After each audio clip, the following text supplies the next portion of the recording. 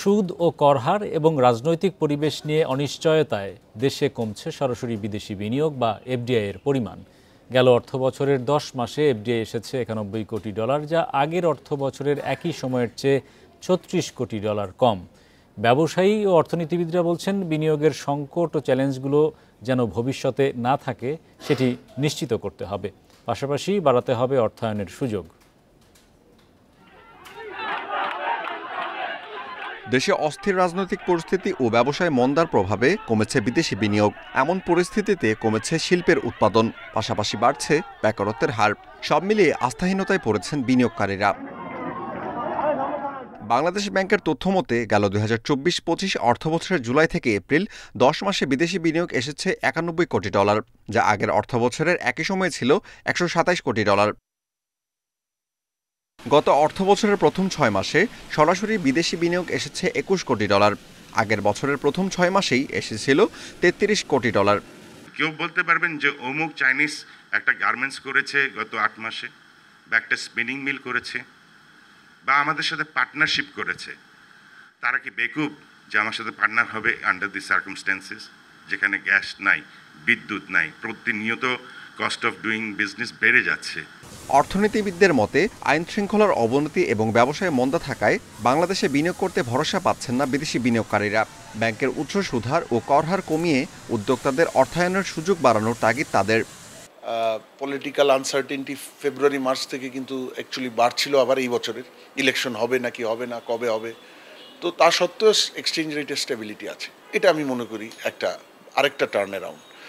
আর inflation আমি সেই জায়গাটায় এখনো আমাদের ভালো সাফল্য নেই। চলমান রাজনৈতিক অস্থিরতা, ব্যক্তি পর্যায়ে নিরাপত্তার ঘাটতি, এই বিভিন্ন কারণে যেটা হয়েছে যে ব্যবসায়ীরা এক ধরনের অনিশ্চয়তা ছিলেন, ফলে স্বাভাবিক যে ব্যবসা কর্মকাণ্ড সেটি যেমন বিঘ্নিত হয়েছে শুরুর দিকে অনেক বড়োভাবে, যদিও পরবর্তীকালে সেটা কিছুটা হলে স্থিতিশীল হয়েছে, কিন্তু নতুন বিনিয়োগ যেটা দেশীয় বিনিয়োগ বলি বা বৈদেশিক বিনিয়োগ বলি, দুই জায়গাতেই খুব উল্লেখযোগ্য কোনো ইতিবাচক পরিবর্তন হয়নি।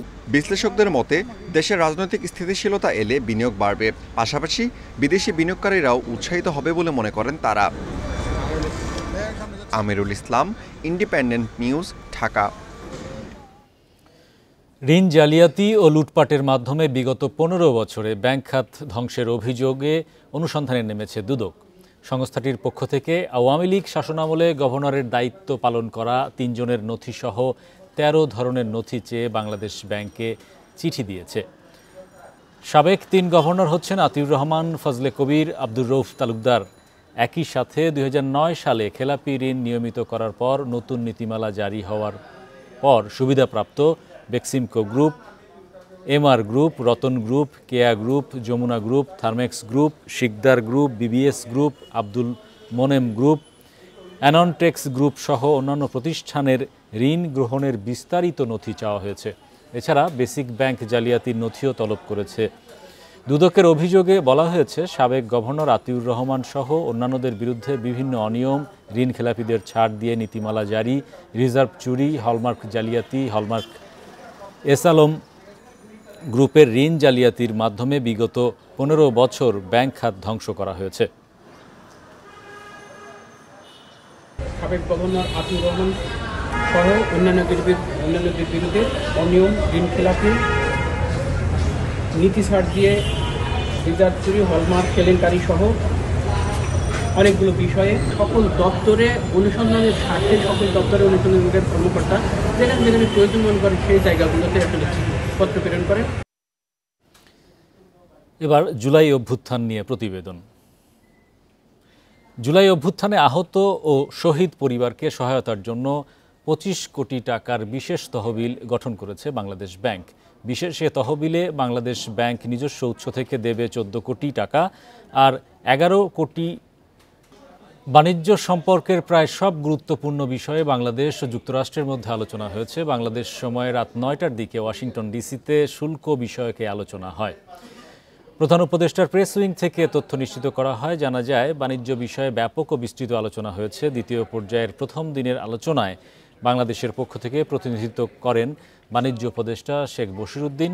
ঢাকায় অবস্থান করে ভার্চুয়ালি আলোচনায় অংশ নেন জাতীয় নিরাপত্তা উপদেষ্টা ডক্টর খলিলুর রহমান এবং প্রধান উপদেষ্টার আইসিটি ও টেলিযোগাযোগ বিষয়ক বিশেষ সহকারী ফাইজ Ahmed Tayeb.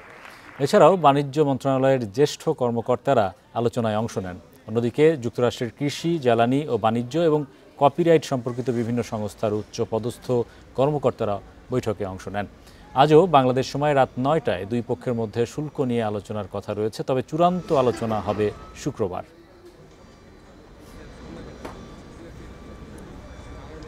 This is our great Secretary of Commerce. এদিকে যুক্তরাষ্ট্রের সাথে শুল্ক আলোচনায় সমন্বয়ের ঘাটতি দেখছেন সাবেক কূটনীতিকরা। বলছেন, কূটনীতি ভারসাম্যহীন হয়ে পড়লে তার সুযোগ নিতে পারে অপরপক্ষ। আর বাণিজ্য ঘাটতি মেটাতে ঢাকা প্রতিশ্রুতি পূরণ করতে না পারলে চাপ আরও বাড়তে পারে ওয়াশিংটন থেকে। তাই আলোচনায় আরও সতর্কভাবে এগোনোর পরামর্শ বিশ্লেষকদের। বিশ্বের বিভিন্ন দেশের সঙ্গে বাংলাদেশের পণ্যের ওপর ৩৭% শুল্ক আরোপের ঘোষণা দেয় যুক্তরাষ্ট্র। পরে তা ৩ মাস স্থগিত রাখে ট্রাম্প প্রশাসন। এ সময় যুক্তরাষ্ট্রের সঙ্গে বাণিজ্য চুক্তি করে যুক্তরাজ্য, ভিয়েতনাম, আংশিক চুক্তিতে যাচ্ছে চীন, ভারতও। চলতি সপ্তাহে বাংলাদেশি পণ্যে দুভাগ কমিয়ে ৩৫% শুল্ক আরোপের ঘোষণা দেন মার্কিন প্রেসিডেন্ট ডোনাল্ড ট্রাম্প। সাবেক রাষ্ট্রদূতরা বলছেন, যুক্তরাষ্ট্রের সঙ্গে দর কষাকষিতে ৯০ দিনের সুযোগ কাজে লাগাতে ব্যর্থ হয়েছে বাংলাদেশ। তাদের মতে এর অন্যতম কারণ সমন্বয়হীনতা। বিচ্ছিন্নতা অথবা আমাদের সমন্বয়ের অভাবটা কিন্তু আপনার প্রতিপক্ষ খুব ভালোভাবে এটাকে এক্সপ্লয়েট করবে বা এটাকে কাজে লাগাবে। এবং আমরা এমন একটা সময় কথা বলছি যখন এই নেগোসিয়েশন চলছে, ওয়াশিংটনে একজন আমাদের অ্যাম্বাসেডর নাই। বৈদেশিক বাণিজ্যের কিন্তু পররাষ্ট্র বিষয়ক বিরাট একটা সম্পৃক্ততা আছে। তো সেখানেও পররাষ্ট্র মন্ত্রণালয়কে বাদ দিয়ে করা ঠিক হয় না। শুল্ক কমাতে ওয়াশিংটনে দ্বিতীয় পর্যায়ে আলোচনায় যুক্ত রয়েছে ঢাকা। এরই মধ্যে যুক্তরাষ্ট্র থেকে বোয়িং বিমান সহ তুলা আমদানি বাড়ানোর সিদ্ধান্ত নিয়েছে বাংলাদেশ। খাদ্যশস্য কেনায়ও গুরুত্ব দেওয়া হচ্ছে। তবে অনাকাঙ্ক্ষিত ক্রয় দেশের জন্য কতটুকু মঙ্গলের হবে তা নিয়ে শঙ্কা রয়েছে বলে মনে করেন সাবেক দুই রাষ্ট্রদূত। আমরা বললাম যে এগুলো কিনবো, তারপরে শেষ পর্যন্ত কিনতে পারলাম না। সেই জন্য আমরা বুঝে শুনে কথা বলতে হবে, যেটা আমরা পারবো সেটা করব। আর তারপরে তাদেরকে আমরা দিয়ে দিলাম, তারপরে আমাদের লস হতে থাকলো, সেটা আমাদের কোনো অবস্থাতেই করা উচিত না। শূন্য শুল্কে আমরা অনেক কিছু তাদের পণ্য এখানে ঢুকবার সুযোগ করে যদি দিই, তাহলে তো আমার অন্য অংশীদাররাও তো একই জিনিস চাইতে পারে।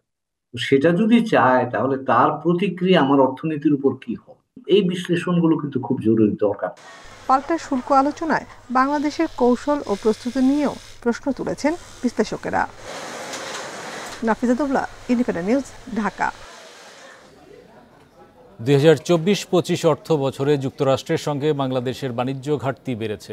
এনবিআরের হিসাবে সদ্য বিদায়ী অর্থ বছরে যুক্তরাষ্ট্র থেকে আমদানি হয়েছে প্রায় $250 কোটি পণ্য, আর দেশটিতে বাংলাদেশের রপ্তানি ছিল প্রায় $876 কোটি পণ্য। অর্থাৎ দুই দেশের বাণিজ্যে বাংলাদেশের হাতে বাড়তি রয়েছে $626 কোটি, যা যুক্তরাষ্ট্রের ঘাটতি। এর আগে ২০২৩-২৪ অর্থ বছরে যুক্তরাষ্ট্রের রপ্তানি হয়েছিল প্রায় $767 কোটি। দেশটি থেকে আমদানি হয় প্রায় $262 কোটি পণ্য। তাতে ওই অর্থ বছরে দ্বিপক্ষীয় বাণিজ্যে যুক্তরাষ্ট্রের ঘাটতি ছিল $505 কোটি।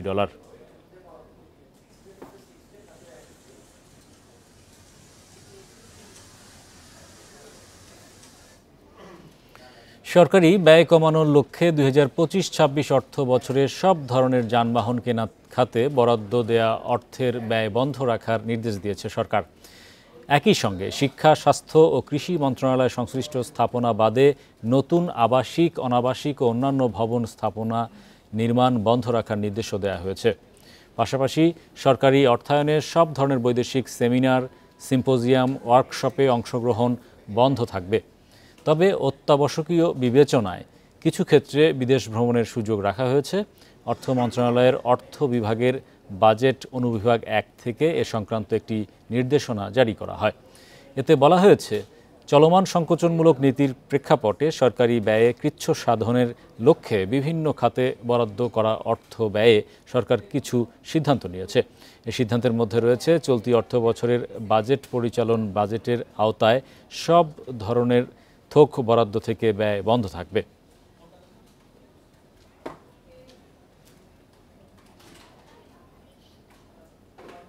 টানা বৃষ্টি ও মেঘনার অস্বাভাবিক জোয়ারে লক্ষ্মীপুরের রামগতি ও কমলনগরের নদী তীর রক্ষা বাঁধের বিভিন্ন স্থানে ধস দেখা দিয়েছে। ভাঙনের ঝুঁকিতে আলেকজান্ডার ও মাতব্বর হাট বাঁধের 5 কিলোমিটার এলাকা। হুমকির মুখে নদী পারের 7 লাখ মানুষ। সময়মতো বাঁধের কাজ শেষ না হওয়ার অভিযোগ স্থানীয়দের। আর নিম্নমানের সামগ্রী দিয়ে কাজ করায় টেকসই হচ্ছে না বাঁধ। গত কয়েকদিনের টানা বৃষ্টি আর মেঘনার অস্বাভাবিক জোয়ারের পানি ঢুকে পড়ে লক্ষ্মীপুরের রামগতি ও কমলনগরের বেশ কিছু এলাকায়। এতে নদী রক্ষা বাঁধের বিভিন্ন স্থানে ধসের শঙ্কা দেখা দিয়েছে। আতঙ্কিত নদী পাড়ের প্রায় 7 লাখ বাসিন্দা। ৩,১০০ কোটি টাকা ব্যয়ে ৩১ কিলোমিটার তীর রক্ষা বাঁধ প্রকল্পের কাজ শুরু হয় ২০২২ সালে। তবে ৩.৫ বছরে কাজ হয়েছে মাত্র ৬০ ভাগ। নদীর ঢেউ আর নিম্নমানের ডাম্পিং সামগ্রীতে বাঁধের একাধিক স্থানে দেখা দিয়েছে ভাঙন। বেড়িবাঁধটা কাজে বিলম্ব হওয়ার কারণে বেড়ি দিয়ে পানি ঢুকে আমাদের এই জনজীবন মানুষকে বিপর্যস্ত করতেছে। ৩১০০ কোটি টাকার কাজ আজকে আপনার কত প্রায় ৩-৪ বছর হয়েছে কাজ করতে আছে কোনো কাজের কোনো গতি নেই। আলেকজান্ডার ও মাতাব্বর হাট অংশে 8 কিলোমিটার এলাকা বাঁধও ভাঙনের মুখে। নদী গর্ভে বিলীন হওয়ার শঙ্কায় অনেকে ঘরবাড়ি সরিয়ে নিচ্ছেন। বেড়িতে আর একটু মজবুত হওয়া দরকার ছিল। আর এই জায়গাটাতে মনে করেন বেশি খাড়ে, এখানে দরকার ছিল ব্লক আরো বেশি করে দেওয়ার। বেড়িবাঁধটা ভেঙে গেছে এবং কি অনেক জায়গায় পানি উঠেছে। মাতাব্বর হাট অনেক বাড়ি ঘর ও দোকানপাট অনেক কিছু ডুবে গেছে। প্রকল্পে 97টি প্যাকেজে কাজ চললেও অগ্রগতি আশানুরূপ নয়। পানি উন্নয়ন বোর্ড বলছে নির্ধারিত সময়ে শেষ হবে প্রকল্পের কাজ। ভাঙন রোধে জরুরি ভিত্তিতে জিও ব্যাগ ডাম্পিং করা চলছে। তাৎক্ষণিক ব্যবস্থা বলতে কিছু জায়গায় ডিপ্রেশন হয়েছে। আপনারা যে জেনেছেন কয়েকদিন আগে যে আমাদের যে অতি বৃষ্টি এবং ইসের কারণে যে জলোচ্ছ্বাসটা হলো, আমরা সেসব জায়গায় দ্রুত ব্যবস্থা নেব এবং মেরামত আমরা করে ফেলব। 2025 সালের ডিসেম্বরে বাঁধ নির্মাণের প্রকল্পের মেয়াদ শেষ হবার কথা রয়েছে। Independent news. বেচাকেনায় জমজমাট হয়ে উঠেছে ঝালকাঠির আটঘর নৌকার হাট। বর্ষা মৌসুমে এই অঞ্চলে নৌকার চাহিদা বেড়ে যাওয়ায় ব্যস্ত সময় কাটে কারিগরদের। 5 মাসের এই হাটে নৌকা বেচাকেনা হয় 3 কোটি টাকারও বেশি। ঝালকাঠিতে এবার অতিবৃষ্টির কারণে খালবিল নদীনালা পানিতে টইটুম্বুর হয়ে উঠেছে। এই জেলায় বাগান থেকে পেয়ারা সহ বিভিন্ন ফসল সংগ্রহ এবং বাজারজাতের জন্য নৌকার বিকল্প নেই। আটঘর নৌকার হাট এখন মুখর হয়ে উঠেছে। দূর দূরান্ত থেকে তৈরি করা নৌকা নিয়ে আসা হয় এই হাটে। সেখান থেকে পছন্দের নৌকা কিনে নিয়ে যান ক্রেতারা। কয়েক বছরের তুলনায় এবার এই বাহনের দাম অনেক বেশি অভিযোগ তাদের। নৌকা আছে কিন্তু দামও বেশি, ক্রেতা বেশি। বাজার ছিল ২,২৫০ টাকা, এখন বাজারে এসে দেখি একটু বাজার চড়া। বিক্রেতারা জানান একটি নৌকা তৈরিতে রকম ভেদে 2,500 থেকে 5,500 টাকা খরচ হয়, যা বিক্রি হয় 3,500 থেকে 6,000 টাকায়। কারিগরদের মজুরি সহ উপকরণের দাম বাড়ায় পুষিয়ে উঠতে পারছেন না তারা। অর্ডার দিয়ে বানাই আনি, এবার একটু খরচা বেশি বিদায় নৌকার দাম একটু বেশি। লোহারও তো একটু দাম বেশি, যার কারণে মোটামুটি টাকা নৌকার হারে একটু বাড়িয়ে যায়। আটঘরে প্রতি হাটে 3 থেকে 350 নৌকা বিক্রি হয়। এই পেশার সঙ্গে জড়িতদের ঋণসহ প্রয়োজনীয় সহযোগিতা দেওয়ার কথা জানিয়েছেন বিসিক কর্মকর্তা। এই কারিগরদেরকে বিসিক আর্থিকভাবে সহায়তা প্রদান করার জন্য বদ্ধপরিকর। এছাড়াও ওনারা যদি কোনো কারিগরি সহায়তা প্রয়োজন মনে করে এবং বিসিকের সহায়তা চায়, বিসিক তাদেরকে সহায়তা প্রদানে বদ্ধপরিকর।